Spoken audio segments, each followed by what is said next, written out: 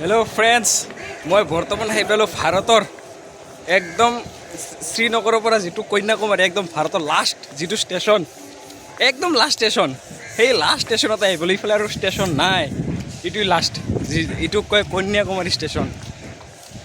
চাওক ডেষ্টিনেশ্যন পূৰা কমপ্লিট কৰি দিলোঁ। সেইকাৰণে কওঁ ঘৰত বহি থাকি লাভ নাই, আহা ঘূৰা অলপ। এইটো চাওক লাষ্ট ষ্টেচন, এইফালে আৰু একো নাই। এতিয়া আমি যাম কন্যাকুমাৰী সাগৰ পাৰত।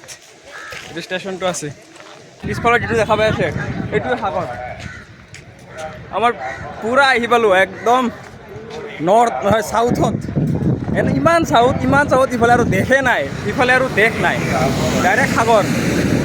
সাগৰ চাব যদি চাই মই দেখাই আছোঁ, সাগৰ দেখিছানে? চাব ৰ'ব। যেতিয়া জাৰ্ণি কৰে মানে জাৰ্ণি কৰাত ফূৰ্তি এটা লাগিব লাগে। ফূৰ্তি কাক কয় গম পাইছি না? চাওক মোৰ পিছফালে চাব, এইফালে যাওক, ঘূৰাৰ পিছত চাইছা না পিছফালে? মোৰ ঠিক পিছফালে জানে কি আছে? ইণ্ডিয়ান ওচন আছে, মানে ভাৰত মহাসাগৰ আছে। মোৰ বাওঁফালে কি আছে জানে? বাওঁফালে আছে আৰবিয়ান চি, আৰু সোঁফালে কি আছে জানে? বে অফ বেংগল। তাৰমানে এইখিনি ঠাইক ত্ৰিবেণী সংগম বুলি কোৱা হয়। ত্ৰিবেণী সংগম মানে ফূৰ্তি এটা লাগিছে, এনেকুৱা ফূৰ্তি। ইফালে দেশ নাই, ইফালে চাওক একো নাই, চব মানে সাগৰ। চাই লওক, এই ইফালে ক'ৰবাত নহয়, এইটো ছাইডত ক'ৰবাত শ্ৰীলংকা আছে চাগে, ছাইডত মানে আইডিয়া, আৰু এইটো ছাইডত শ্ৰীলংকাটো আছে, কিন্তু ইফালে নাই, সাগৰ নাই, সাগৰ চব, দেশ নাই।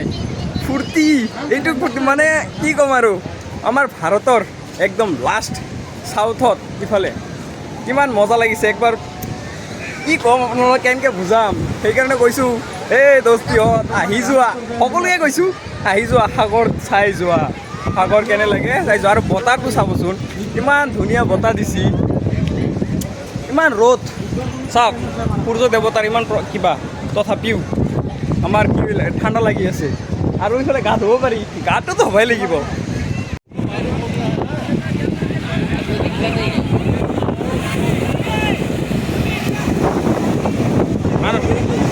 মানুহ খাই আছে,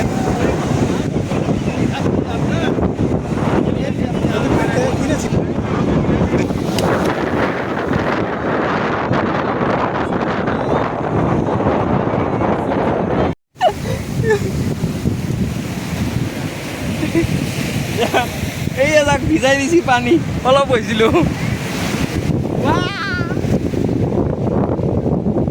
ভিজাই লৈছে।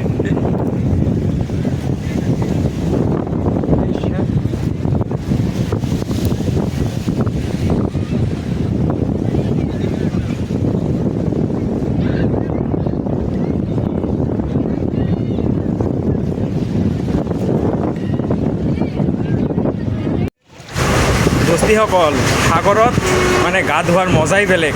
মই কি কৰিছিলোঁ জানা?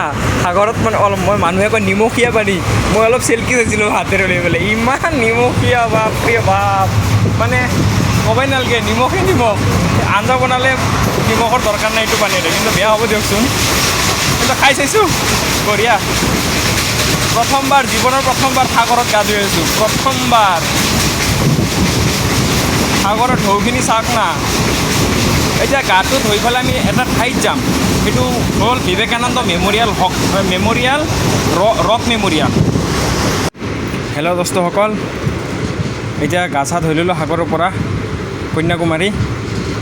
এতিয়া এটা বস্তু আপোনালোকক দেখাওঁ, এই মোৰ মানে মাকৈটো লৈ লৈছোঁ, তাৰপিছত চাব তামাম টেষ্টি। মোৰ পিছফালে এটা বস্তু আছে, বিবেকানন্দ ৰক মেম'ৰিয়েল। এইটো বিবেকানন্দ ৰক মেম'ৰিয়েল মোৰ পিছফালে আছে, চাব পাৰিব। সেইটো পিছফালে যিটো, সেইটো হ'ল বিবেকানন্দ ৰক মেম'ৰিয়েল। ইয়াতে স্বামী বিবেকানন্দই 3 দিন ধ্যান কৰিছিল, 3 দিন ধ্যান কৰি পেলাই মানে বহুত জ্ঞান অৰ্জন কৰিছিল। তাৰপিছত আমেৰিকাৰ চিকাগোত কি ভাষণ দিছিল, এইবিলাকতো আপোনালোকে জানে। এইবিলাক কাহিনীটো ইয়াৰ পৰা ষ্টাৰ্ট হয়, তাৰমানে ইয়াতে মেডিটেশ্যন কৰিছিলে। এতিয়া আমি তাতে যাম। এতিয়া তাতে যদি যাব লগা হয়, মানে যিহেতু সাগৰৰ মাজত, সেইকাৰণে আমি ফেৰী ল'ব লাগিব, ফেৰী লৈ পেলাইহে যাম। এতিয়া চাম ফেৰী কোনফালে আছে, বিচাৰিব লাগিব। আপোনাৰ ফেৰী হয়তো এইটো ছাইডত আছে, এইটো দেখা পাইছেনে ফেৰী এটা অহা যোৱা কৰি আছে, সেইফালে আমি যাব লাগিব।